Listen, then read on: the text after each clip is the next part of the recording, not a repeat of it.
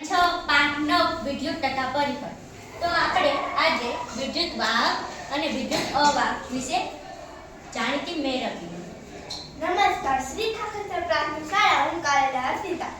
પાઠ 9 વિદ્યુત તથા પરિપથમાં આપણે આજે સુવાહક અને તેના અવાહકની માહિતી મેળવીશું. સુવાહક એટલે એવો પદાર્થ જે પોતાનામાંથી વિદ્યુતને પસાર થવા દે છે તેને સુવાહક પદાર્થ કહીએ છીએ. અવાહક પદાર્થ એટલે એવો પદાર્થ જે પોતાનામાંથી વિદ્યુતને પસાર થવા દેતો નથી તેને અવાહક પદાર્થ કહે છે. તો ચાલો આપણે તેનું પરીક્ષણ કરીએ. જો આપણે પ્લાસ્ટિકની સળી પાઇપ ઉપર પહેલા પરીક્ષણ કરીશું તો આને અડાડતા બલ્બ પ્રકાશિત થતો નથી. આનો ચીકણી પટ્ટી જેના ઉપર આપણે અડાડીશું તો બલ્બ પ્રકાશિત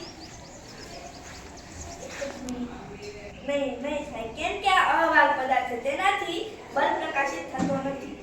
જો આપણે આ લાકડાની પટ્ટીને અડાડશું તો બલ્બ પ્રકાશિત થશે નહીં. એનો મતલબ એવો છે કે આ પદાર્થ અવાહક છે.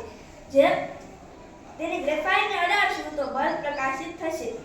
એનો મતલબ એવો છે કે આ ગ્રેફાઇટ સુવાહક પદાર્થ છે. જો આપણે આ લાકડાની સળીને અડાડશું તો તેનાથી બલ્બ પ્રકાશિત થશે નહીં, કેમ કે આ અવાહક પદાર્થ છે તેનાથી બલ્બ પ્રકાશિત થતો નહીં.